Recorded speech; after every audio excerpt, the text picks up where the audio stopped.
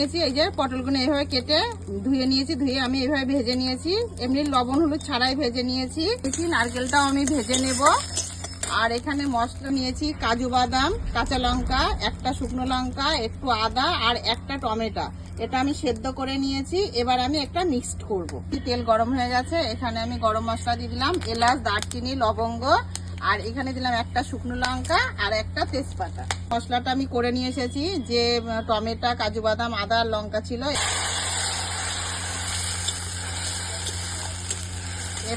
এবার এটা আমি একটুখানি কষিয়ে নেব। গুলো দিয়ে মশলাটা আমি ভালোভাবে একটু কষিয়ে নেব। বেশি কষাবো না, যেহেতু সেদ্ধ করে নিয়েছি। এবার আমি যে রেখেছিলাম ওই পটলগুলো এর মধ্যে দিয়ে দিলাম। গেলে ভিডিওটা অনেক বড় হয়ে যাবে, ওই জন্যই আমি একটুখানি কেটে কেটে দেখাই। জলটা ছিল, ওই জলটা আমি এর মধ্যে দিয়ে দিলাম।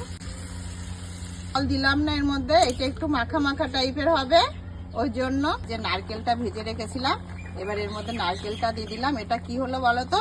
পটল নারকেলের কষা। তো তোমরা খেয়ে দেখবা, অবশ্যই খুব ভালো লাগে এই খাবারটা খেতে। এটা আমার এটা হয়ে গেছে প্রায়। এবার আমি এর মধ্যে একটু গরম মশলা দেবো, দিয়ে দিলাম।